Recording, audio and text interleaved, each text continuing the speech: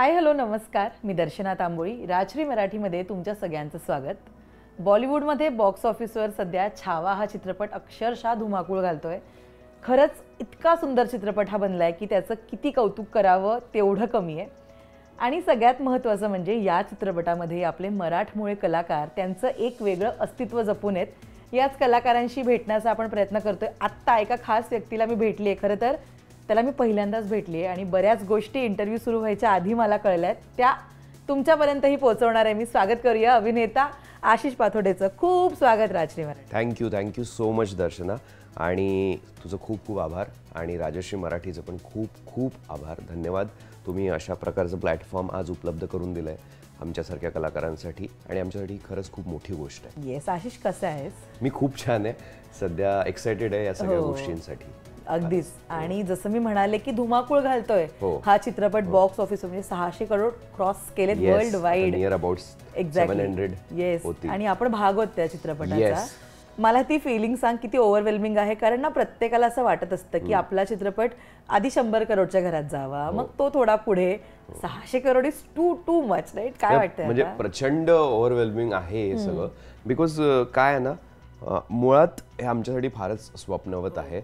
आणि काय म्हणूया, छत्रपती शिवाजी महाराजांची कृपा, छत्रपती संभाजी महाराजांची कृपा, भवानी मातेची कृपा की या पद्धतीचं असं सगळं बघायला मिळतंय. आणि अगदी प्रामाणिकपणे सांगायचं तर खरंच असं वाटलं नव्हतं की इतकं प्रेम प्रचंड मिळेल. असं वाटलं होतं की महाराष्ट्रात मिळेल आणि त्यांना सगळ्यांना आवडेल. पण हा ऑल ओव्हर वर्ल्डमध्ये तितकाच फेमस होतो या सिनेमा. आणि प्रत्येक व्यक्ती फक्त आणि फक्त त्याच पद्धतीची पावती देते की काय सिनेमा बनवलेला आहे. म्हणजे असं नाही की फक्त बाबा छत्रपती संभाजी महाराजांवर सिनेमा केला आहे म्हणून आपण प्रेम देतोय, असं नाही. त्या सगळ्याच गोष्टींची म्हणजे कलाकृतीच्या माध्यमातून जे काही मिळतंय लोकांपर्यंत पोचतंय आणि त्या भावना आपण पोचवतोय तेवढ्याच ॲस्थेटिकली. त्यामुळे कदाचित हा सिनेमा आणखी लोकांनी डोक्यावर घेतलाय असं मला वाटतं. ॲब्सोल्युटली. पण काही भूमिका अशा असतात ना, त्या आपण कितीही जगायचा प्रयत्न केला ना तरी अजून वेगळं करता आलं असतं किंवा यार अजून करूया असं असतं. आणि तू जी भूमिका साकारली छावामध्ये अंताजींची, एक आपण त्यातलंच कॅरेक्टर किंवा ती व्यक्तिरेखा आपण म्हणूया, राईट? अशी जेव्हा भूमिका आपल्याकडे येते तेव्हा मला कलाकाराच्या पलीकडेचा माणूस आहे त्याला काय वाटत असतं? नाही, अगदीच. म्हणजे माझ्यासाठी काय म्हणूया की सौभाग्य आहे माझं, या पद्धतीचा सिनेमा करायला मिळतोय, त्या काळात जाऊन आपल्याला जगायला मिळतंय. बिकॉज का मी असं म्हणतोय, आम्ही मुळातच म्हणजे ऑलमोस्ट जेव्हा सिनेमा सुरू होण्याच्या आधी 4 महिन्यांपासनं म्हणजे जस्ट जो काही प्रेप वर्क होता आमचा, त्यावेळेस आम्ही ऑलमोस्ट घोडसवारी, त्याच्याबरोबर सगळ्या शस्त्रकला, युद्धकला आम्ही शिकलो. आणि परंपरागत ज्या गोष्टी असतात त्या पद्धतीचे आम्हाला धडे मिळाले. आणि या गोष्टींमुळे ना इतका फरक झाला आमच्यात ॲज अन ॲक्टर. जसं मगाशी मी म्हणालो, आपण बिहाइंड द कॅमेरा जे आपण बोलत होतो की मेथड ॲक्टिंग खऱ्या अर्थाने या सिनेमाच्या माध्यमातून कदाचित मला कळली. बिकॉज आम्ही जे काय आपण म्हणतो अभिनयाच्या भाषेत की अंगिकम, वाचिकम, आहार्यम, या तिन्ही प्रकारचा जो अभ्यास असतो तो आम्हाला पुरेपूर करता आला. आणि त्यामुळे तुम्हाला प्रॉपर त्या काळात जाऊन त्या पद्धतीचे पेहराव तुम्ही प्रॉपर नेसून काय घालून ह्या पद्धतीचं तुम्हाला जगायला मिळतंय. आणि त्याच म्हणजे वातावरणात तुम्हाला ह्या सगळ्या गोष्टी एक्सप्लोअर करायला मिळतं. हे फार कमी होतं. बिकॉज आजच्या पठडीतला सिनेमा असेल तर आपण ते करतो आणि त्याच्यानंतर बाहेर पडल्यानंतर ते कदाचित तुमच्या तेवढं दीर्घकाळ राहतं नाही राहत माहिती नाही.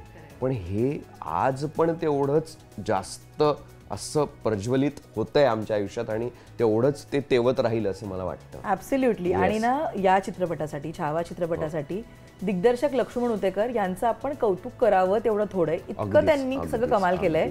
आशिष, तू खूप आधीपासून त्यांना ओळखतोयस, तू टपालपासून त्यांच्याशी जोडला गेलेला आहेस, राईट? तर तुला माहिती होतं ना ही कलाकृती उत्तमच बनणार आणि काहीतरी भारीच येणार आहे समोर? अगदीच. म्हणजे मला मुळातच ते माझ्या अगदी मोठ्या बिग ब्रदर म्हणतोस त्यांना, मी पाहिलं तुझ्या पोस्ट. आणि आमचे तसे संबंध आहेत. आणि आज बरीच वर्ष झाली ते संबंध तसेच आम्ही टिकून ठेवलेत आणि ते आयुष्यभर तसेच राहतील. बिकॉज इतका भावनिक जिव्हाळा आहे आमच्यात, म्हणजे आमच्या फॅमिलीचे डिसिजन्स पण ते घेतात इतकं आमच्या घरात आणि त्यांच्या घरात आम्ही एवढे सामावून घेतलं आहे आम्हाला. त्यामुळे ती एक वेगळी गंमत आहे. आणि त्याच्याबरोबरच एक कलाकार म्हणून त्यांच्याकडे बघतो ना जेव्हा, तेव्हा ते तेवढेच मोठे आहेत. बिकॉज त्यांची सिनेमाबद्दलची जी आस्था आहे ना, ती आस्था मी फार कमी लोकांमध्ये बघितली. ती कधीच कुठल्या नेम फेम आणि या सगळ्या गोष्टींकडे जात नाहीत. ते तेवढंच त्यांचं क्राफ्टिंग कसं असेल, काय असेल, कशा पद्धतीने मी काम करू शकतो, कशा पद्धतीने मी पोचू शकतो, माझा एक एक सीन कसा असेल, एक एक फ्रेम कशी असेल, या सगळ्या गोष्टींकडे लक्ष असतं. आणि हे टपालपासनं मी बघतोय. टपालच्या आधी पण त्यांनी म्हणजे ॲज अ सिनेमॅटोग्राफर ज्या पद्धतीची कामं केलेली आहेत ती माहितीच आहे. ब्लू आला होता त्यावेळेस, त्यामुळे मी प्रचंड एक्सायटेड होतो. आणि त्यावेळेस मी जस्ट नॅशनल स्कूल ऑफ ड्रामामधनं पासआउट झालो होतो. त्यामुळे आणि पहिलं काम माझं त्यांच्यासोबत होतं, काय सुदैवाने म्हणूया. आणि ज्या पद्धतीचं मग आमची एक बॉन्डिंग झाली. आम्ही त्यांच्या गावाला जाऊन त्यांच्या अख्ख्या तालुक्यात, महाड तालुक्यात, परत अख्ख्या रायगड जिल्ह्यात आम्ही मुलं शोधली. आणि तो जो प्रवास होता ना, ते आणि मी म्हणजे लक्ष्मण सर आणि मी त्यांच्या गाडीत ट्रॅव्हल करायचो आणि इतकं फिरायचो. दिवसभर आम्ही फिरायचो, झाडाखाली बसायचो आणि मस्त गप्पा मारायचो, जेवायचो. ह्या गप्पा आज पण सर सगळ्यांबरोबर शेअर करत असतात. आम्ही छावाच्या सेटवर पण शेअर करायचे सर, आणि विक्कीला सांगायचे की आम्ही काय काय करून इथपर्यंत पोचलोय, आमचं नातं पोचलंय. सो हे फार आपल्याला ओव्हरवेल्मिंग वाटणारच की म्हणजे आज इतकी मोठी व्यक्ती ते प्रसंग आठवून आज सुद्धा त्या आयुष्यात किंवा त्या आठवणींमध्ये रमतोय आणि जुने दिवस विसरलेले नाहीयेत. ही फार मोठी गोष्ट आहे माझ्यासाठी सुद्धा. ते आणखी का थोर आहेत माहितीये की आज इतकं शुद्ध झाल्यानंतर कलाकार म्हणून जेवढे ग्रेट आहेत तेवढेच ते माणूस म्हणून पण ग्रेट आहेत. बिकॉज ते सेटवर सुद्धा प्रत्येक व्यक्तीबरोबर इतकंच आदरपूर्वक आणि तेवढ्याच प्रेमाने भेटतात आणि इतकं पॉझिटिव्ह वातावरण ठेवतात. त्यांचं कधीच मी टेम्पर हलताना बघितलं नाही. काम करताना आरडाओरडा नाही, काही नाही. आणि ते त्यांच्या कलाकृतीत मग त्या पद्धतीचं जे काय म्हणूया ते जेल होऊन निघतं.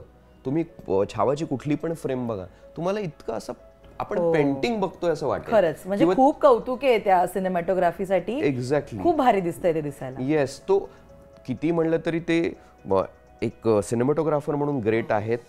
सौरभ गोस्वामी सरांनी फारच सुंदर सिनेमॅटोग्राफी केलेली आहे, म्हणजे प्रश्नच नाही. पण त्याच्यासोबत सरांचं जे काही विजन आहे ते विजन दिसत असतं सतत. त्यांच्या डायरेक्शनमधनं दिसतं. एडिटर पण ते फार उत्तम आहेत, म्युझिकचा सेन्स फार उत्तम आहे आणि सिनेमॅटोग्राफर अर्थातच ते जबरदस्त आहेत. त्याच्यामुळे ते सगळं असं छान जेल होऊन येतं. तर ती जी सरमिसळ आहे ना ती त्यांच्या प्रत्येक कलाकृतीत दिसते. कुठलेही आपण सिनेमा बघूयात, मिम्मी असो, जरा हटके जरा बचके असो, किंवा लुक्काछुपी असो, लालबागची राणी असो, टपाल असो, तुम्ही फर्स्ट फिल्म असं वाटणार नाही की काय ग्रँजर लेवलवर त्यांनी शूट केली होती त्यावेळेस. आणि ही मी गोष्ट सांगतोय 2014 मध्ये जस्ट शूट स्टार्ट केलं होतं. सो ते खरंच ग्रेटनेस तर त्यांचा आहेच, काही प्रश्नच नाहीये. आणि छावाच्या बाबतीत म्हणाल तर त्यांनी 4 ते 5 वर्ष फक्त रिसर्च केलाय.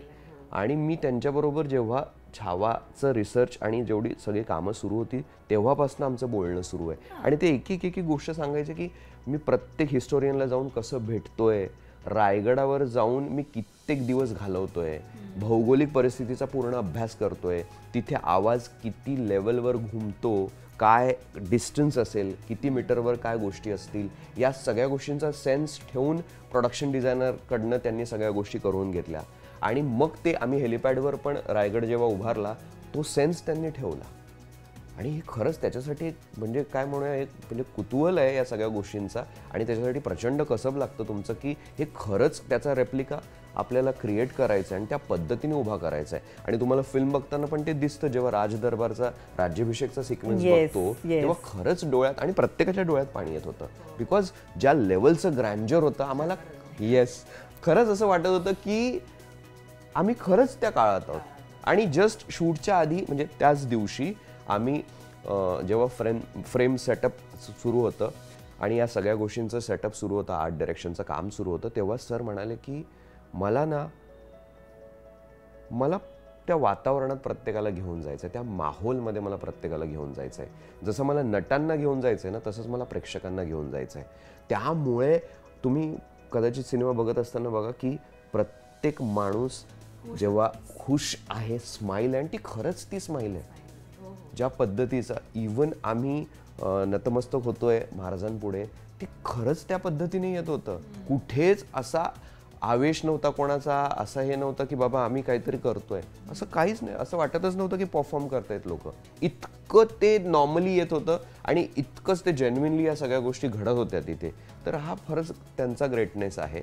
आणि दुसरी गोष्ट अशी सांगायची की सरांचं आणखी एक म्हणणं होतं की जसं मी ब्युटीसाठी लक्ष देतोय किंवा सेट लेवलवर किंवा या सगळ्या गोष्टी ग्रँजर लेवलवर मी ज्या पद्धतीने लक्ष देतोय, त्याच पद्धतीने मी पेहराव कसे असतील, म्हणजे कॉस्ट्युम्स कसे असतील, त्याच्या डिटेलिंग्स, आम्ही 4 लेयर्स म्हणजे प्रॉपर कॉस्ट्युम्स होते आमचे. प्रत्येक 4 लेयर्स होते आमच्या शरीरावर.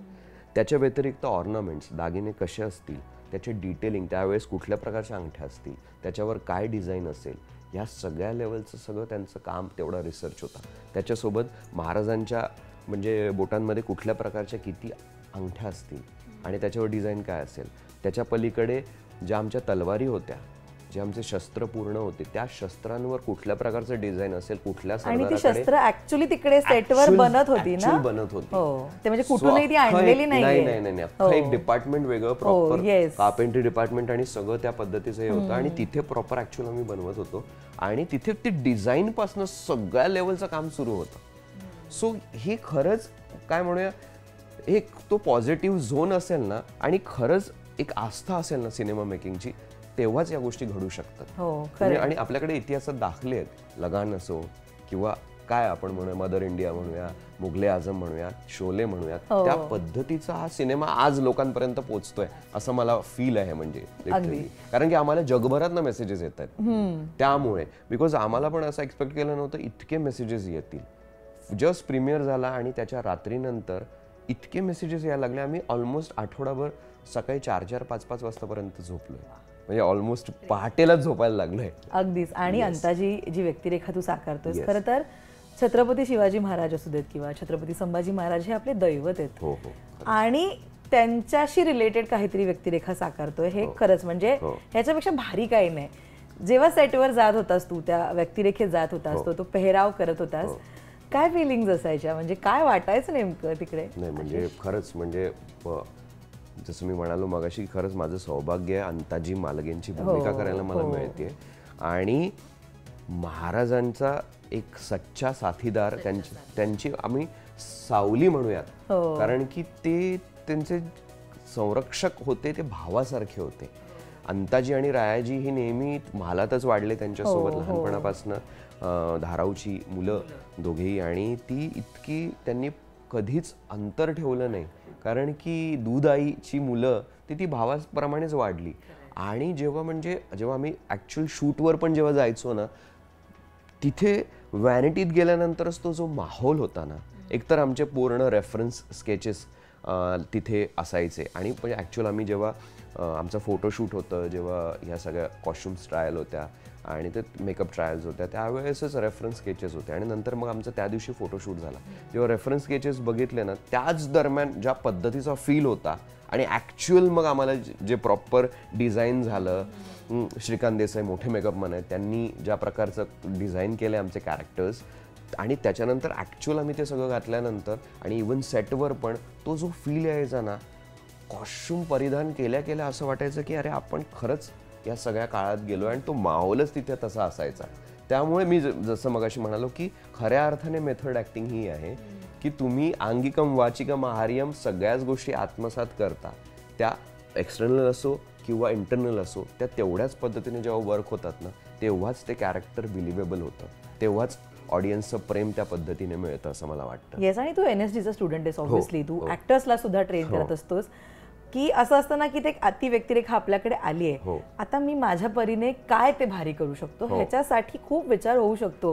असेच काही विचार होता तुझा त्या बाबतीत? प्रचंड. म्हणजे अंताजींच्या कॅरेक्टरसाठी प्रचंड विचार होता की किती कुठल्या पद्धतीने तो ठहराव असेल, तो युद्धामध्ये ज्या पद्धतीचा अग्रेशन असेल, ती फायर असेल, ती पॅशन असेल, तीच जेव्हा अंताजी बोलतील, जेव्हा संभाषण असेल, त्या पद्धतीने तो ठहराव कसा असेल आणि त्या पद्धतीचं एक काय म्हणूया जो रिदम असतो हिस्टॉरिकल स्पीचला, आपण ज्याला पल्लेदारपणा म्हणतो. ऐतिहासिक जेव्हा आपण भूमिका करत असतो तेव्हा ऐतिहासिक भूमिकांमध्ये पल्लेदारपणा असायला हवा, तो क्रिसेंडो असायला हवा, तो चढत तुमचा एकंदरीतच सूर गेला पाहिजे तरच त्याची गंमत येते. तो पल्लेदारपणा नसेल तुमच्या फेकीमध्ये, वाक्य आपण ज्या पद्धतीने फेकतो, जो थ्रो करतो तर थ्रो तसा पल्लेदारपणा नसेल तर ते फारच कमकुवत वाटतं ते कॅरेक्टर. आणि कदाचित ती हेल्प पण माझी झाली त्यावेळेस. मी तिथं काम करत असताना पण बरीच लोक विचारायचे, इवन विकीला पण मी त्या गोष्टींची हेल्प करायचो. सो आणि विकी पण म्हणजे मी सॅम बहादूर पण केलं त्याच्यामुळे पण ती सरेंडर क्वालिटी जबरदस्त आहे. सो म्हणून पण एक बॉन्डिंग होत गेलं प्रत्येक कॅरेक्टर बरोबर, प्रत्येक ॲक्टर बरोबर. आणि ती बॉन्डिंग तुम्हाला सतत सिनेमा बघत असताना तुम्हाला कळतं.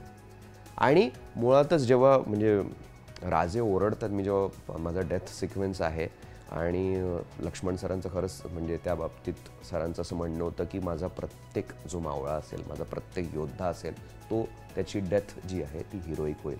आणि ज्या पद्धतीने विकी ओरडतो, म्हणजे आता विकी आणि माझं ते पर्सनल एक रिलेशन पण आहे बऱ्याच काळापासून आता. सो ज्या पद्धतीने आर्ततेने आणि हंबरडा फोडतात राजे माझ्या नावाने, म्हणजे अक्षरशः आम्हाला इवन सेटवर पण म्हणजे अंगावर काटे यायचा. अख्खा सगळा सेट सुन्न झाला होता त्या दिवशी.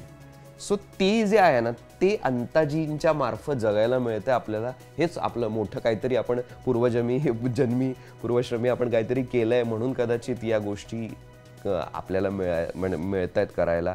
हेच आपलं मोठं सौभाग्य. म्हणजे माझी बाप्पांवर फार श्रद्धा आहे.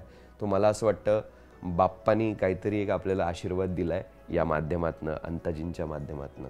खरंच ऍब्सोल्युटली. पण सरेंडर क्वालिटी बद्दल तू आता बोललास, मी जेव्हा संतोषशी बोलली ना तेव्हा त्याने मला सांगितलं की शिवगर्जना रोज व्हायची सेटवर तुमचं शूटिंग चालू व्हायच्या आधी. आणि खरं तर तेच असतं ना, म्हणजे त्या वातावरणात जाणं किंवा एकनिष्ठ असणं त्या प्रोजेक्टशी. राईट. पहिला दिवस मला सांग, पहिला दिवस छावा या चित्रपटाच्या सेटवरचा तुझा कसा होता? पहिला दिवस एकतर भारावून झालं सगळा सेट बघून. बिकॉज कारण की मुळातच आम्ही जसं मी म्हणालो मगाशी तुला की आमचे 4 महिने सलग या सगळ्या पद्धतीचं ट्रेनिंग सुरू होतं. आणि जेव्हा मी फर्स्ट टाइम आमचा बुरहानपूरचा सिक्वेन्स फर्स्ट शूट आम्ही केला आणि मडला सेटअप होता, 6 एकरमध्ये तो अख्खा सेट लागला होता. आणि जेव्हा आम्ही गेलो ना सेटवर, आमच्या रिहर्सल्स पण तिथे व्हायच्या. ते बघितल्यानंतर आम्हाला असं वाटायचं की आपण कुठे आलोय एक्झॅक्टली. म्हणजे ती रिअल स्पेसच निर्माण झाली होती आमच्यासाठी. असं वाटतच नव्हतं की आम्ही सेटवर आहोत.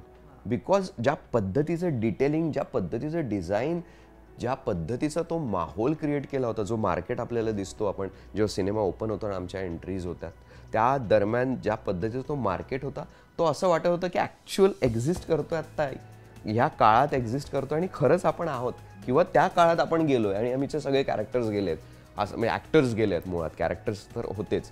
सो खरंच असं वाटत होतं. आणि आम्ही ज्या दिवशी फर्स्ट डे आमचा होता ना त्या दिवशी आम्हाला म्हणजे अख्खं युद्धाचा आमचा सिक्वेन्स होता की आम्ही बुरहानपूर येतो, बुरहानपूरमध्ये येतो, एंटर करतो.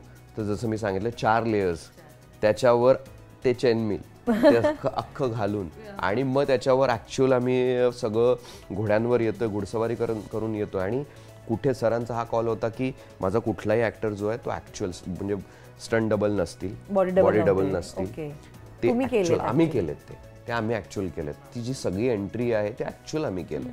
आणि म्हणजे त्या सगळ्या आम्ही ऑलमोस्ट जेवढे टेक झाले त्या दरम्यान काही होता आम्ही वाचलो कदाचित. म्हणजे काहीतरी असा एक प्रसंग होता किंवा ॲक्सिडेंट होता म्हणजे सगळे ॲक्टर्स मी म्हणतोय लिटरली. एकदा तर असा एक दोरमध्ये आला आणि विनीत म्हणजे वाचला लिटरली, त्याचा पाय अडकला असता. इव्हन माझं पण तसं झालं. म्हणजे या पद्धतीने हे झालं. पण जे डेडिकेशन होतं की कारण की तो क्राऊड पण तेवढाच होता, ते सगळं मेंटेन पण करायचं आहे तुम्हाला, घोड्यांना तुमची कमांड पण आमची सगळ्यांची कमांड होती. कारण की आम्हाला जेव्हा आमचं ट्रेनिंग सुरू होतं तेव्हाच आम्हाला घोडे जी प्रॉपर की बाबा या योद्ध्यासाठी हाच घोडा असेल, तर तेव्हापासून आम्हाला त्यांनी ते ट्युनिंग होण्यासाठी, ते सवयीचं होण्यासाठी आणि घोड्याबरोबर मैत्री होण्यासाठी आम्हाला प्रॉपर सिलेक्ट करून दिली होती. त्यामुळे आमची एक प्रॉपर मैत्री झाली होती. येस. पण काय होतं, तो माहोल आहे, सगळ्या गोष्टी आहेत आणि किती म्हणलं तरी आपण ज्या पद्धतीने त्या माहोलमध्ये त्या सगळ्या गोष्टी ऍक्शन लेवलवर त्या सगळ्या जुळून यायला हव्यात, म्हणून ते ज्या पद्धतीने व्हायचं ना आणि तेवढ्याच होल्डिंग क्वालिटीने सगळे करायचे, तर त्याच्यामुळे असं कधीच वाटलं नाही की बाबा म्हणजे बॉडी डबल हवाय, स्टंट डबल हवाय, असं काहीच नव्हतं. तर तो एक काय म्हणूयात ज्या पद्धतीची एक्साइटमेंट होती की कलाकाराला सगळंच करायला मिळतंय. जसं म्हणतात ना, कलाकाराला स्विमिंग यायला हवं, काय हॉर्स रायडिंग यायला हवी. पण याआधी तू कधी नाही केलंस ना हॉर्स रायडिंग? नाही, हॉर्स रायडिंग नाही केलं. म्हणजे जस्ट ट्राय म्हणून जस्ट ट्राय म्हणून पण नाही. ओके. आणि ते योगायोगाने ह्या सगळ्या गोष्टींसाठी जुळून आलं. आम्ही स्विमिंग पण, म्हणजे स्विमिंग मला यायचं पूर्वीपासून, पण ते जेव्हा आमचं सगळं आम्ही बाहेर पडतो पाण्यातनं, तर त्याच्यासाठी आम्ही स्विमिंगचं एक वेगळे आम्हाला सेशन्स होते, तर ते सगळं होतं. आणि ते जसं मी मगाशी म्हणालो की बुरहानपूरचा जो सेटअप फर्स्ट डेलाच आम्हाला असं वाटत होतं की एकंदरीतच क्राऊड, घोडे 200-250च्या वर घोडे, आणि तो जो माहोल, आणि ते मुघल्स आणि सगळे मराठे, आणि तो युद्ध, आणि ज्या पद्धतीने आपण कुठली तुम्ही युद्ध बघा त्याच्यात तुम्हाला असं दिसेल की बरं. एका मित्राने मला विचारलं की तुम्ही म्हणजे VFX मध्ये ते मल्टिप्लाय केलं का? म्हटलं नाही, आम्ही काहीच मल्टिप्लाय नाही केलं. आम्ही मॉब किंवा जे काही आमचे जे युद्धाचे सिक्वेन्स आहेत आम्ही कुठेच मल्टिप्लाय नाही केले. ऍक्च्युअल शूट झालेलं आहे. ऍक्च्युअल तो प्रॉपर त्या पद्धतीचा सफोकेशन लेवल क्रिएट झाली होती. तेवढ्या त्याच लेवलचे योद्धे होते सगळे, म्हणजे मराठे असोत किंवा मुघल्स असोत, ते सैनिक असोत, ती तेवढीच होती. कुठेच मल्टिप्लाय केलेलं नाही. तो तेवढाच माप होता, तेवढीच गर्दी होती, आणि तेवढंच आम्ही चिपून ज्या पद्धतीने दिसतं ना की काय चालू आहे, काय लेवल. म्हणजे रिअलमध्ये जेव्हा ही युद्ध घडत होती, जी झाली होती, त्यावेळेस खरंच काय परिस्थिती असेल. म्हणजे आज आपण विचार करतो की जीव किती महत्वाचा आहे, आणि त्यावेळेस काय ती लेवल असेल, आणि आपण त्या गोष्टी विचार करायला लावतात ना या गोष्टी सगळ्या. 100% विचार करायला निष्ठा आहे स्वराज्यासाठी. एक्झॅक्टली. आणि त्यामुळे काय होतं ना, कुठलेच इमोशन्स असं नाही वाटत की ते फेक आहेत, कारण की ती इतकी रिअल येत असतात. तुम्हाला कोणाचा जीव जाताना दिसतंय, तुम्हाला खरंच त्याच्याबद्दल हळहळ होते. राजे, जेव्हा युद्ध घडतंय, ह्या सगळ्या गोष्टी सुरू आहेत, आणि एक बाळ, एक मूल, छोटं मूल रडतंय, आणि राजा उचलून देतात. खरंच रयतेचा राजा आहे, बिकॉज राजा प्रत्येक माणसाचा तेवढाच विचार करतात, भलेही ते शत्रू पक्षातले असत, पण त्या पद्धतीने त्यांचा विचार करतात, आणि ते स्वतःला ठेवून पण त्याचा विचार करतात. ते स्वतःला पण ठेवतात की मी छोटा असताना, लहान असताना माझी काय परिस्थिती होती, आणि ते फार सरांनी फार उत्तम दाखवलेलं आहे. त्यांच्या स्वप्नांमधनं पण ती जी सांगड घातलेली आहे त्यांनी, ती फारच उत्तम ठेवली. ऍब्सोल्युटली. पण आशिष, या सगळ्या प्रोसेसमध्ये ऑब्व्हियसली तू ट्रेंड ऍक्टर आहेस, इतकं नव्याने शिकलायस तू सगळ्या चित्रपटासाठी, तरी मला सांग एखादी गोष्ट जी तुला डिफिकल्ट वाटली तर ती काय होती या व्यक्तिरेखेबद्दलची, किंवा छावा करताना काही? मला डिफिकल्ट ॲज सच असं खऱ्या अर्थाने सांगेन तर मला असं, जेव्हा ॲज अन ॲक्टर आपण या सगळ्या गोष्टी करत असतो ना, तेव्हा तुम्हाला तुमच्या फ्लोकडे प्रचंड लक्ष ठेवायला हवं, किंवा तुमचा कॅरेक्टर ग्राफ हिस्टॉरिकल, जेव्हा आपण एखादं कॅरेक्टर करतो तेव्हा तुम्हाला तो कॅरेक्टर ग्राफ तुमच्या रेफरन्सेसमधनं येत असतो, तुमच्या हिस्ट्रीच्या रेफरन्सेसमधनं येत असतो, आणि त्याचं तुम्हाला फार अलर्ट राहून, अवेअर राहून सगळ्या गोष्टी डोक्यात ठेवून करायच्या असतात. कदाचित ते मिस झालं तर फार कार्यक्रम बिघडू शकतो. तर ती जी काही तारेवरची कसरत असते ना, एक अशा प्रकारचं कॅरेक्टर करण्यासाठी जे लागतं तुम्हाला कसब, ते मला ॲज अन ॲक्टर या सिनेमाच्या माध्यमातून किंवा या कॅरेक्टरच्या माध्यमातून, अंताजी मालगेंच्या मार्फत मला हे शिकायला मिळालं, एक कलाकार म्हणून, एक ॲक्टर म्हणून. असं मला वाटतं की ही खरंच तारेवरची कसरत आहे, की तुम्हाला ती जी कंटिन्युटी आहे, ती नॉर्मल रिअलिस्टिक सिनेमा असो किंवा अशा प्रकारचा सिनेमा असो, तिथे पण ती मेंटेन करावी लागते. पण जेव्हा हिस्ट्रीचे रेफरन्सेस येतात तेव्हा तुमचा मुळातच ग्राफ कसा बदलेल, आणि ह्या युद्धानंतर तुमचा ग्राफ काय असेल, दुसऱ्या युद्धानंतर काय ग्राफ असेल, 79 वॉर्स, सो काय लेवल असेल, आणि आणखी वॉर्स जिंकलेच ते, पण मग तो ग्राफ काय असेल कलाकाराचा, एज वाईज, बॉडी वाईज, त्या म्हणजे ॲरगन्स जो आपण म्हणतो, ॲरगन्स म्हणजे तो ॲरगन्स तुमच्या शौर्याचा आहे, तो ऑरा जो आहे, आणि त्याच्याबरोबर ती पॅशन, ती फायर, ती ह्या ज्या गोष्टी आहेत आणि तो कॅरेक्टरमधला जो रुबाब म्हणतो, ॲरोगन्स मी ज्या पद्धतीने वापरतो तो म्हणजे रुबाबाच्या याच्याने, की बाबा योद्ध्याचा, मराठ्याचा जो एक शूरवीर जो असेल तो कसा असेल, तो स्ट्रॉंग, तो त्या पद्धतीनंच येणार आहे. तर हे जे मेंटेन करणं आहे ना, ते खरंच म्हणजे त्याच्यात कसब लागतं. ऍब्सोल्युटली खरंय. जेव्हा ट्रेलर आला या चित्रपटाचा, हो. कमाल, म्हणजे अंगावर स्टार्ट टू एंड फ्रेम तुमच्या अंगावर काटे होते.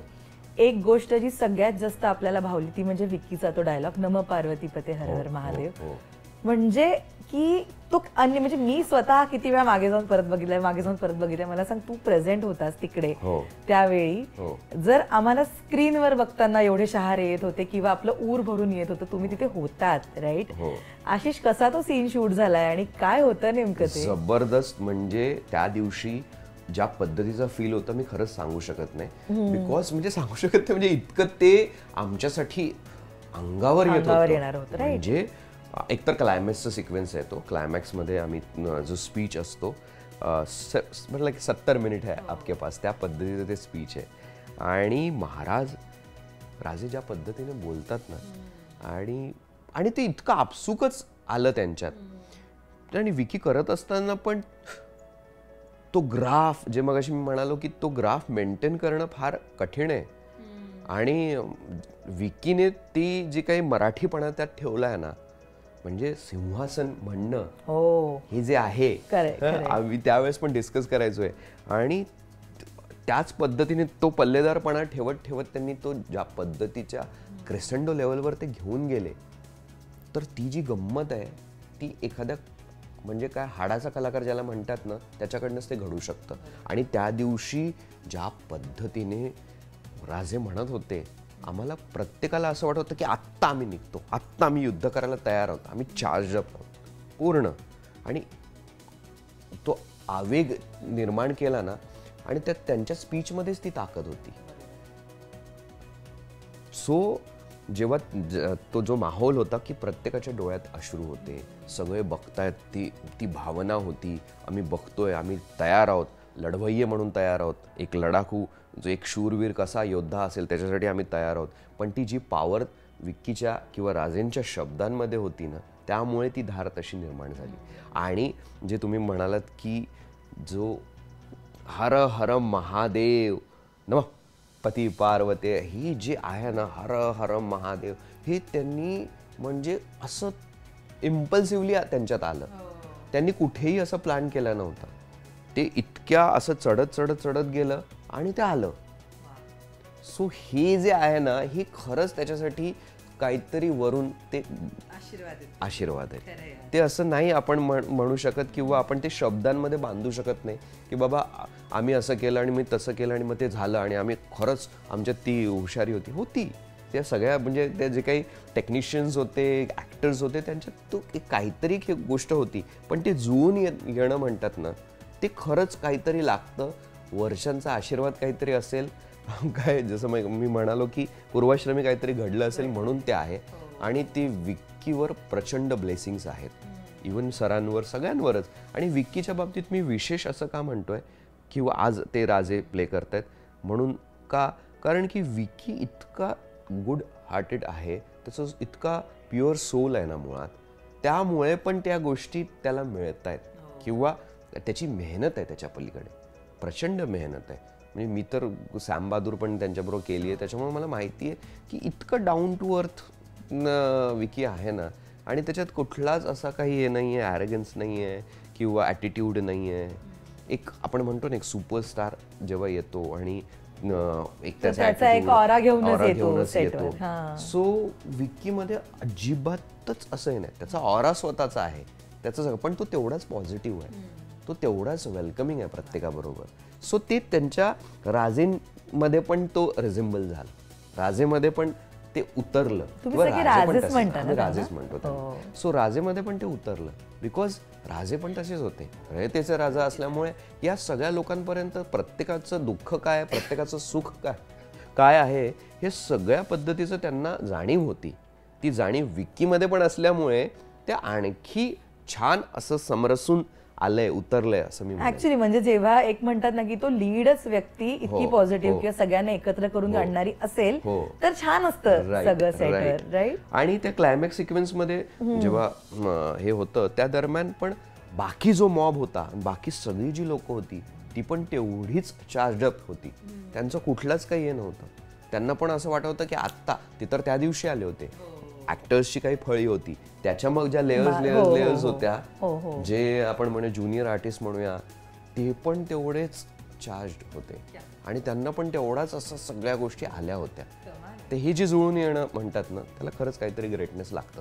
ऍब्सोल्युटली. आणि मगाशी बुऱ्हाणपूरच्या लढाईचा उल्लेख केलास तुम्हाला.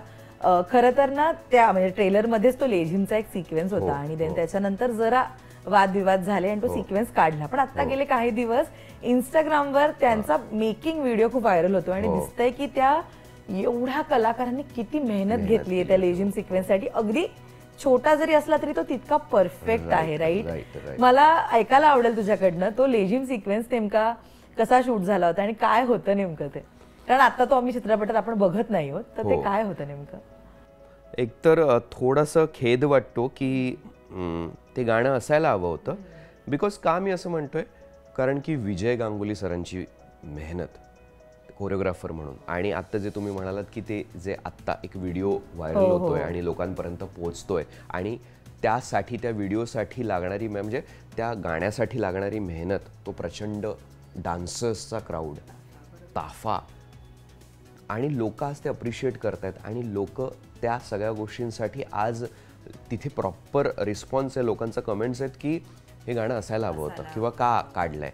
पण मी असं सांगेन की ज्या वेळेस आम्ही ॲक्च्युअल शूट केलं, राज्याभिषेकचा सिक्वेन्स आहे तो, आम्ही बुऱ्हाणपूरचं युद्ध जिंकून आलो आणि त्याच्यानंतर आमचं जे काही एक ग्रँड वेलकम असतं, आमच्या सगळ्यांच्या बायका आहेत आणि त्या इवन राणी साहेब येसूबाई हे करतायत, औक्षण करतायत सगळ्यांचं, राजेंचं औक्षण करतायत, धाराऊ आमची आई त्या सगळ्यांचं औक्षण करतायत.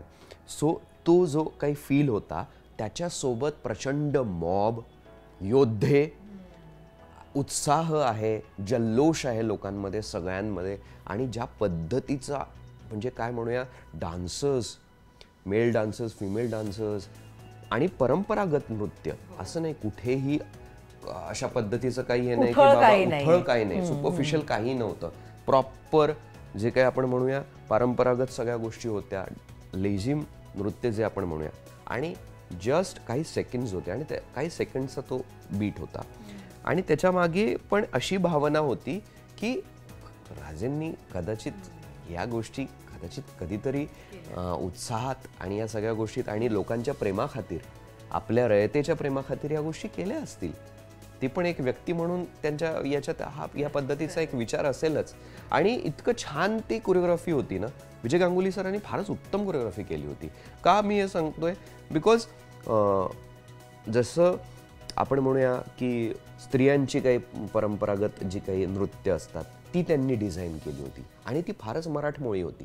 ती कुठेही अशा प्रकारचं काहीतरी हे नव्हतं जे आपण म्हणालो सुपरफिशियल कुठल्याच पद्धतीचं हे नव्हतं. आणि इवन लेझिमच्या बाबतीत कुठल्याही डान्स स्टेप्स ज्या होत्या त्या त्यांनी 2-2, 3-3 महिने शिकलेत ते सगळे डान्सर्स. त्याच्यानंतर त्यांनी आम्हाला ते सगळं शिकवलं. त्याच्यानंतर आम्ही आठवडाभर 8-10 दिवस प्रॅक्टिस केली त्याची. आणि जेव्हा जो सिक्वेन्स मी तुम्हाला सांगतो ते सिक्वेन्स असं होतं, ते आलो आम्ही, सगळं झालं, औक्षण झालं आणि त्याच्यानंतर ते सगळे डान्स करतायत, नगाडे, ढोल, सगळं हा उत्साह सुरू आहे, लेझिमचं नृत्य सुरू आहे. आणि त्यातनं अशा त्या लेझिम नृत्य करता करता 2 मावळे राजेंकडे येतात आणि ते सांगतात की आमच्यासाठी करा ना. आणि ते राजे फक्त असं बघतात आणि राणीसाहेबांकडे बघतात आणि राणीसाहेब फक्त इशाऱ्यांमधनं करतात की करा, आपली प्रजा आहे आणि तुम्ही करा. आणि ते फक्त जातात आणि जस्ट ते नृत्य करतात जे तुम्ही ट्रेलरमध्ये बघितलं होतं. आणि त्याच्यानंतर मग राणीसाहेब आणि आम्ही मग जॉईन करतो आणि ते गाणं समाप्त होतं. ह्या पद्धतीचं ते वातावरण होतं. पण ते इतकं म्हणजे काय म्हणूया पॉझिटिव्ह होतं आणि इतकं ह्यूज लेवलवर होतं की कदाचित मला असं वाटतं की ऑडियन्सने जो काही तो माहोल होता ना तो डोक्यावर घेतला असता. बिकॉज आपलं रिचनेस काय, मराठी राजांचा इतिहास तो किती रिच होता आणि काय लेवलचा होता ते ह्या सगळ्या गोष्टींचं ते काय म्हणूया एक प्रेझेंटेशन होतं आणि ते प्रेझेंटेशन इतकंच सोलफुल होतं, इतकंच ऑनेस्ट होतं, इतकाच प्रामाणिकपणा होता आणि तो लोकांपर्यंत पोहोचवण्याचा खरंच सरांचा एक काय म्हणूया एक मावळा म्हणून एक व्यक्ती म्हणून एक इतिहासप्रेमी म्हणून एक त्या पद्धतीचा एक विजनरी डायरेक्टर म्हणून एक हेतू होता, फक्त एक छान हेतू होता आणि तो लोकांपर्यंत पोहोचला असता तर कदाचित काहीतरी वेगळ्या लेवलवर आणखी हे पोहोचलं असतं. म्हणजे अगदीच तो चित्रपट बघितल्यानंतर आत्ता आणि सोशल मीडियावरच्या ज्या काही कमेंट आहेत त्या बघितल्यावर खरंच आत्ता आशिष वाटतं की काही नसतं बिघडलं, अजिबातच नाही मला असं वाटतं. आणि आज इव्हन बऱ्याच लोकांच्या एक कीर्तनकार आहेत, मी त्यांचं मध्ये रील आत्ता आलं होतं ते मी बघत होतो की ते म्हणाले की आपला 2 मिनिटं असताना मी पाहिलंय, 2 मिनिटं आपला राजा असताना 2 मिनिटं आणि आपलेच मराठी लोक अख्खं जग म्हणजे अख्खी दुनिया आज डोक्यावर घेते या सिनेमाला आणि आपलाच एक मराठी माणूस का असं हे म्हणतोय, का करायला पाहिजे. आणि 2 मिनिटं आपला राजा असताना बघवत नाही. ज्या माणसाने अख्ख्या आपल्या स्वराज्यासाठी यातना सहन केल्या आणि या गोष्टी म्हणजे खरंच त्यांची पुण्याई आहे, त्यांनी या सगळ्या गोष्टीच्या हाल अपेष्टा सहन केल्या म्हणून आज आपण सेफ आहोत, म्हणून आपण ह्या आत्ता एवढ्या रिलॅक्स लाईफस्टाईलमध्ये आपण जगतोय. जसं आपण म्हणतो की आपले सैनिक, आपली आर्मी आज त्या फ्रंटवर आहे म्हणून आपण एवढे सिक्युअर आहोत, अदरवाईज नसतो. तसंच त्या काळात ह्या हाल अपेष्टा सहन करून एवढे थोर झाले आपले राजे आणि आपल्या प्रजेला तेवढं सुरक्षित ठेवलं. तर 2 मिनिट आपले राजे हसले, ते त्यांचं हसणं पण बघवता आलं नाही. या बाबतीत खरंच दुःख वाटतं आणि की सुख ते दिसलं असतं हो तर काय आणखी. कारण या चित्रपटाची ती शेवटची जी 30-40 मिनिटं आहेत ना आशिष, म्हणजे नाही ती सहनच नाही होत. सहन करण्याच्या ती खरंच पलीकडे आहेत. म्हणजे एक सेकंद तुम्हाला जाणीव करून देतो की काय सहन केलं असेल तेव्हा छत्रपती संभाजी महाराजांनी. लिटरली म्हणजे एवढी लोक 400-450 लोक बसली होती त्या थिएटरमध्ये. मी प्रेस शोला हा चित्रपट पाहिला आणि शांतता होती माहितीये. जेव्हा ती ब्लॅक स्क्रीन येते आणि राजाबद्दल लिहून येतं, सुन्न होते सगळेजण की काय बोलावं एकमेकांशी, चित्रपटाचं कसं कौतुक करावं, कारण सिंकिन होत नव्हतं ते, इतकं सगळं अंगावर येणार होतं है ना. येस. आणि काय होतं ना, आणि लक्ष्मण सरांचा हाच हेतू होता की माझ्या फर्स्ट हाफ मध्ये ना की कसं किती छान सुंदर आहे किंवा किती छान म्हणजे राजेंना इतक्या यातना होत्या फॅमिली लेवलवर, पण एक फॅमिली ड्रामा त्या सगळ्या याच्यात पण राजांना त्या सगळ्या गोष्टी फेस कराव्या लागत होत्या. पण तरीसुद्धा राजे फक्त प्रजेचा विचार करत होते आणि त्यांना सुख देण्याचा प्रयत्न करत होते. सो हे फार रेअर असतं आणि त्यांच्या आयुष्यात खरंच हे छोटे छोटे प्रसंग किंवा ह्या घटना घडल्या आणि त्या पण आपल्याला बघवत नाही आहेत. तर थोडंसं म्हणजे प्रश्न निर्माण होतो की असं का. सो आणि ते जर झालं असतं तर कदाचित लोकांना आणखी ते वेगळ्या पद्धतीने आणखी असं वाटलं असतं की अरे, आणि ते होतं ना, विजन होतं ना आणि ते आपण दिलंय ना, आणि सगळं प्रत्येक सेन्सॉर बोर्ड पासून या सगळ्या गोष्टीच्या होत्या. बरोबर. त्याच्यामुळे का म्हणजे अगदी. पण जेव्हा तू चित्रपट पाहिलास, ऑब्व्हियसली स्क्रिप्टिंग लेवलला तू ऐकलं असणार आणि त्याच्यानंतर चित्रपट पाहिला, जसं मी म्हणाले की आम्ही सगळे प्रत्येक प्रेक्षक सुन्न होतोय. मला सांग आशिष, बघितल्यानंतर, कारण जो काही त्रास राजांना झाला तो लोकांनी पुस्तक रूपात वाचलाय, ऑब्व्हियसली चित्रपटात रूपात पाहिला. आशिष, काय होतं नेमकं, काय झालेलं जेव्हा तू स्क्रिप्टिंग ऐकलं होतंस आणि तू नंतर सिनेमा पाहिला आणि तू पडद्यावर बघितलंस की काय घडलेलं दाखवलंय. मी छावा जेव्हा कादंबरी वाचली होती त्याच दरम्यान एकतर ती कादंबरी तुम्हाला वाचन करत असतानाच तुम्हाला रडायला येतं, ते डोळ्यासमोर तुम्हाला प्रसंग उभे होतात. सो त्यामुळे त्यावेळेसच असं वाटत होतं की अरे बापरे, याच्यावर जेव्हा सिनेमा होईल तेव्हा काय लेवलचा असेल. सो आणि मग सरांचं माझं संभाषण झालं आणि सर म्हणाले की छावा करायची आणि माझं ड्रीम प्रोजेक्ट आहे तो आणि आपण करणार. त्या दरम्यान असं झालं की अरे बापरे, आता आपल्याला या सिनेमाचा भाग कधी होता येईल आणि काय. आणि त्या दरम्यानच मी एक सिनेमा सरांनी आता प्रोड्यूस केलेला आहे, त्यांच्या म्हणजे त्यांचं स्वतःचं जे प्रोडक्शन हाऊस आहे, होम प्रोडक्शन हाऊस आहे, कठपुतली एंटरटेनमेंट, त्यातनं एक सिनेमा त्यांनी आता प्रोड्यूस केला आहे बेहिसाब नावाचा. त्यात अमेय वाघ, मी आहे, कुमुद मिश्रा आहेत, मिथुन चक्रवर्ती, सो मी कुमुद मिश्रांचं यंगर व्हर्जन केलं आहे. सो जस्ट छावा सुरू होण्याच्या काही महिन्यां अगोदर तो सिनेमांचं शूट सुरू होतं भोपाळला. मग सरांचा फोन आला. त्यात त्यांना एक कास्टिंग जे होतं कुमुद मिश्राचं यंगर व्हर्जन ते आवडलं नव्हतं. तर ते म्हणाले की आशिष तू करशील का? मी म्हटलं आम्हाला चालेल सर. आणि मी छान मजा केली आम्ही. हे झालं आणि त्यानंतर मग मला असं अचानक एके दिवशी फोन आला कास्टिंग डिपार्टमेंटमधनं. अँटी कास्टिंग वैभवनी कास्टिंग केलं या सिनेमाचं. सो त्यांचा फोन आला आणि ते म्हणाले की ऐसे छावा हम लोग कर रहे. ते मला सरांनी सांगितलं होतं. तो आप अंताजी के कैरेक्टर के लिए सर सोच रहे तो आप ऑडिशन दोगे? हां बिलकुल बिलकुल. आणि मग ते ऑडिशन प्रोसेस झाली आणि सगळं हे झालं आणि मग मी सिलेक्ट झालो. आणि मग नरेशनची वेळ आली आणि सरांनी नरेशन दिलं. त्या दिवशी म्हणजे मी तुला सांगतो मी होतो, संतोष होतो, आम्ही सगळे होतो. आणि जेव्हा आम्ही ऐकत होतो लिटरली तेव्हाच आम्हाला असं होत होतं की अंगावर लिटरली काटा येत होता.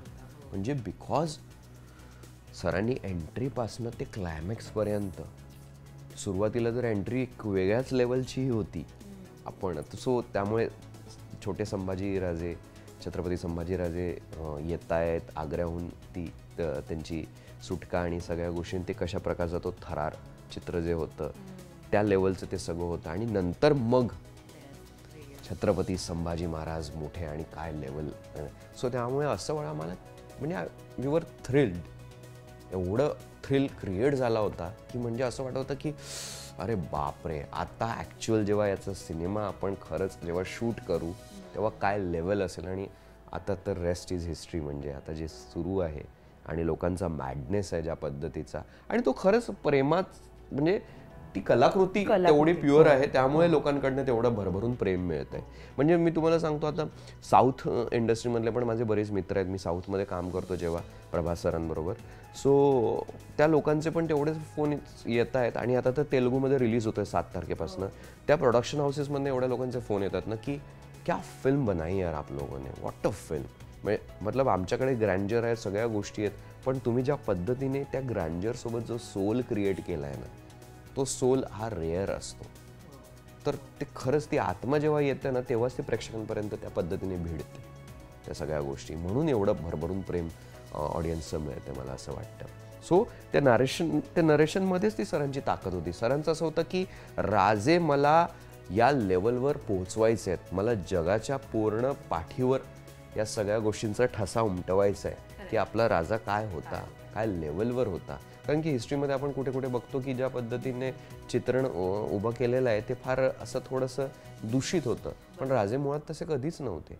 सो ती जी हिस्ट्री आहे ती खरी हिस्ट्री, राजांचा खरापणा लोकांपर्यंत कळावं, लोकांपर्यंत पोचवावं म्हणून सरांचा प्रयत्न होता. आणि तो प्रयत्न व्यवस्थितरित्या पोचलाय आणि यशस्वीरित्या पोचलाय असं मी म्हणेन. आणि ती नरेशनमध्ये पण त्यांनी ते तेवढंच ठेवलं होतं की प्रत्येक कॅरेक्टर असं असं असेल, त्या प्रत्येक कॅरेक्टरला मी जस्टिफाय करणार आहे, तेवढंच बॅलन्स करणार आहे. आणि माझे जे 8 योद्धे आहेत ते 8 योद्धे लोकांना आयुष्यभर लक्षात राहतील या पद्धतीनेच मी डिफाईन करणार आहे. आणि ते सरांनी त्या पद्धतीनेच ते डिफाईन केलेलं आहे, म्हणून ते अंगावर काटा आज येतोय. खरं यार, म्हणजे खूप खूप बोलण्यासारखं आहे त्या चित्रपटाबद्दल. इतकी सुंदर कलाकृती आपल्याकडे, एपिसोड्स होतील खरंच आणि आपल्याकडे बनली. पण मला सांग की खूप छान अनुभव आहेत तुझ्याकडे या चित्रपटाबद्दलचे आणि एक सुंदर मुवमेंट्स ज्या तू स्टोअर करून ठेवशील स्वतःकडे. पण या सगळ्याच्या परे आशिष, एखादी गोष्ट जी आवर्जून या चित्रपटाबद्दलची जतन करणार आहेस, केली आहेस, काय आहे ती?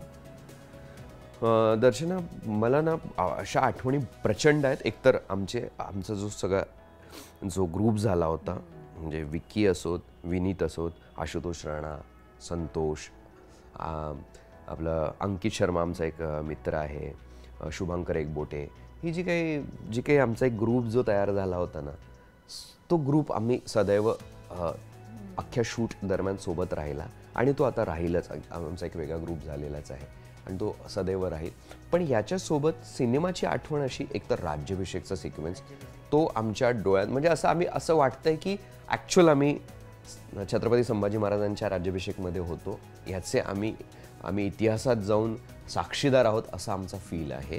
आणि दुसरं म्हणजे मला सगळ्यात माझ्या आठवणीतला क्षण म्हणजे असा की जेव्हा मी मरतो ना तेव्हा राजे ज्या पद्धतीने हंबरडा फोडतात आणि खरंच आमची मैत्री, भावाभावांमधलं असलेलं प्रेम हे दिसलं, त्यांच्या डोळ्यांमधनं ते दिसलं. माझं असं होतं की मी मरत असताना फक्त पडतो, बघतोय, स्टेअर करतोय आणि मी फक्त हसत त्यांच्याकडे असं बघतोय आणि मला फक्त जे काही तुमची मूर्ती आहे ती माझ्या डोळ्यात साठवू द्या. आणि माझे डोळे असे एकदम पाणावलेले डोळे आहेत आणि मी बघतोय आणि मला ते आयुष्यभर आता माझ्या शेवटच्या ह्या सगळ्या याच्यात ते साठवू द्या आणि मला जाऊ द्या. आणि मी शेवटपर्यंत तुमच्याबरोबर प्रामाणिकपणे लढलोय, तुमच्यासाठी लढलोय आणि मला त्या गोष्टीचं गर्व आहे. आणि मी तुमचा भाऊ म्हणून, तुमचा मित्र म्हणून, तुमची सावली म्हणून आयुष्यभर तुमच्यासोबत राहण्याचा प्रयत्न केला आहे. ही जी भावना होती ना ती ऑफस्क्रीन पण होती आणि ऑनस्क्रीन पण होती असं मला त्यावेळेस फील होता माझ्यात. आणि तो मला हे आयुष्यभर लक्षात राहील. खरंय. आणि ना तुम्ही प्रत्येक कलाकाराने जीव ओतून या चित्रपटासाठी काम केलंय. आपण बोलतोय छत्रपती संभाजी महाराज आणि त्यांचे 8 साथीदार, पण याबरोबर औरंगजेबाची भूमिका साकारली अक्षय खन्ना सरांनी. काय काम केलंय त्यांनी, आशिष कमालीचं काम केलंय. म्हणजे लिमिटेड डायलॉग आहेत पण देहबोली यार त्या माणसाची खरंच प्रचंड लेवलवर. ते ग्रेटच आहेत अक्षय खन्ना सर.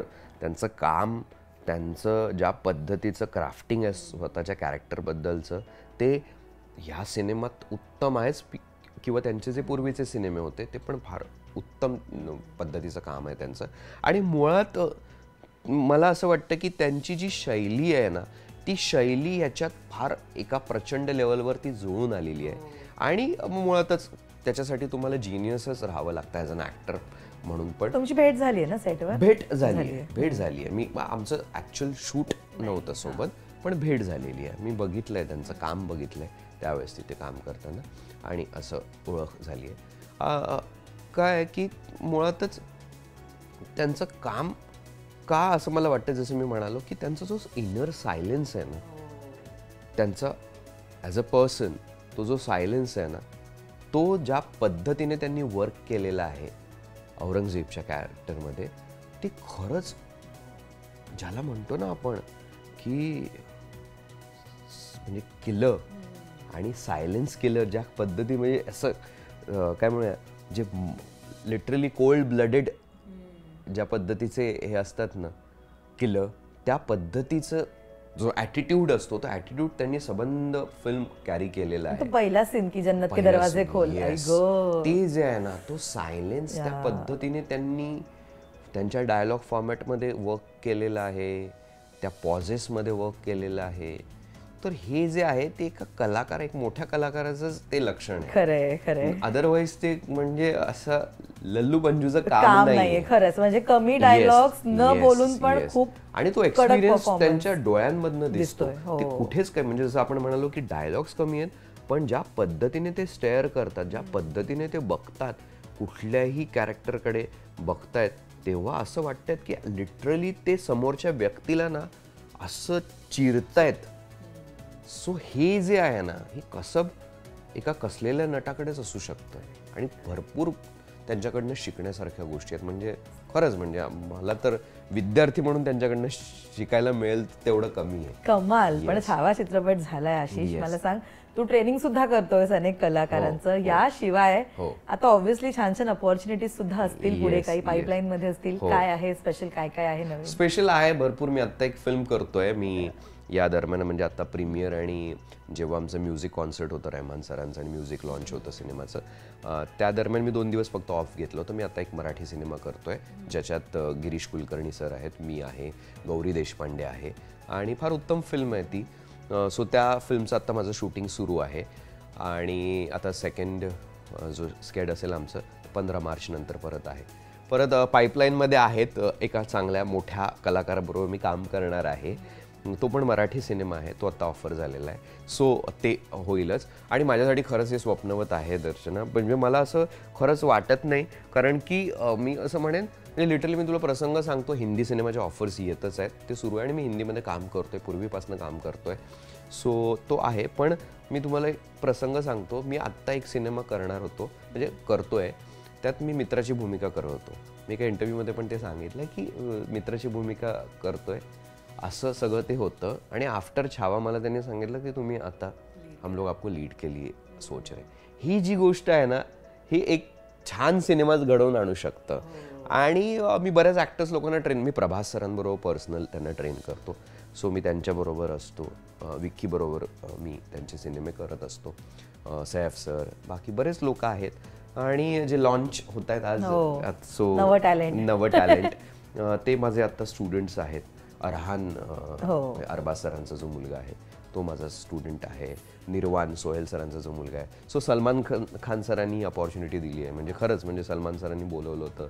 सलमान सरांनी सांगितलं की सलमान सरांनी याच्या आधी पण मला बोलवलेलं आहे. सो युलिया वेंटूरला मी ट्रेन करत होतो त्यावेळेस पण सरांनी मला ही अपॉर्च्युनिटी दिली होती. सो मी त्यांच्यासाठी पण खरंच थँकफुल आहे की सलमान खान सर सारखी व्यक्ती मला बोलवते आणि मला खरंच या पद्धतीचं काम किंवा माझ्यावर एवढा भरोसा जबाबदारी टाकते, एवढा मोठा म्हणजे एक चान्स देते. खरं त्याच्याबद्दल खरंच मी त्यांचे आभार मानेन. आणि आहे म्हणजे बऱ्याच गोष्टी सुरू आहेत. आणि म्हणजे तुम्ही या पद्धतीचं मला प्रेम देताय, या पद्धतीचं प्लॅटफॉर्म उपलब्ध करून देताय किंवा माझी माहिती किंवा माझ्याबद्दलची लोकांपर्यंत असलेल्या ज्या काही गोष्टी आहेत त्या पोहोचवताय, त्याच्याबद्दल पण मला खरंच आभार. म्हणजे असं होत नाही, हे रेअर आहे. घरी किती कौतुक होत आहे? पण घरी प्रचंड कौतुक होत आहे. मी मुळात म्हणजे माझ्या गावात फारच प्रेम मिळतंय. इतक्या वर्षांपासून जे काही करतोय त्याची खऱ्या अर्थाने पावती मला आत्ता मिळाली असं मला वाटतंय. बिकॉज मी मूळचा आहे चंद्रपूर डिस्ट्रिक्टमध्ये आणि नागभीड तालुका आहे. आता आई वडील तालुक्यात असतात. आमचं मूळ गाव जे आहे ते 100 घरांचं बोथली नावाचं गाव आहे. ते अगदी नागभीडपासून 3 किलोमीटरवर आहे. शेती करतात माझे वडील. आणि मी ललित कला केंद्रात होतो. ललित कला केंद्रामधनं मग नॅशनल स्कूल ऑफ ड्रामामध्ये सिलेक्ट झालो. मग नॅशनल स्कूल ऑफ ड्रामानंतर मी मुंबईत थेट आलो. आणि मग मुंबईत आल्यानंतर सगळा प्रवास आणि मग लक्ष्मण सरांबरोबर भेट आणि मग भावासारखं नातं आणि मग हे सगळं घडत गेलं. सो त्या सगळ्याच्यात म्हणजे गावातली मंडळी फार प्रचंड हॅपी आहेत. त्यांना जो उत्साह आहे म्हणजे त्यांचं असं सुरू आहे कधी येतोय कधी येतोय कधी येतोय, आम्हाला स्वागत करायचं किंवा आम्हाला भेटायचं आहे. मला इतके DMs मेसेज आणि काय काय येत असतं. आणि लोकांना असं हे आहे सुरू की बाबा आपल्या गावातली व्यक्ती आज छावामध्ये आहे. आम्ही प्राऊडली सांगू शकतो की छावामध्ये आमच्या गावाचं कोणीतरी आहे आणि अशा प्रकारची एक मोठी भूमिका करतोय. आणि त्यांचं ज्या पद्धतीचं प्रेम मिळतंय ना ते माझ्यासाठी म्हणजे खरंच म्हणजे डायजेस्ट करू शकत एवढं ते आहे. अविश्वसनीय आहे. खरंच खूप मस्त. आणि जा लवकर गावी, भेटतं सगळ्यांना. कारण आहे ना आपलीच माणसं आपलं कौतुक करतात. आशिष, पण मी तुला जेन्युइनली सांगते म्हणजे माझ्यातल्या पत्रकारा पलीकडची एक व्यक्ती तुला सांगते, मला खूप छान वाटलं आपल्या सगळ्या मराठी कलाकारांना चित्रपटात बघून. कारण इतकी सुंदर कलाकृती आहेत आणि त्यात आपली माणसं आहेत. खूप मस्त वाटलं. पण थँक्यू सो मच, तू वेळ दिलास, इतक्या छान गप्पा मारल्या. खूप शुभेच्छा तुझ्या पुढच्या सगळ्या प्रोजेक्टसाठी. मला गप्पा मारायला आवडतील तुझ्यासाठी. सो कीप इन टच, सांगत जा काय काय नवीन आहे. All the best. नक्की. आणि थँक्यू, तुझे खूप खूप आभार. आणि राजश्री मराठीचे पण खूप खूप आभार.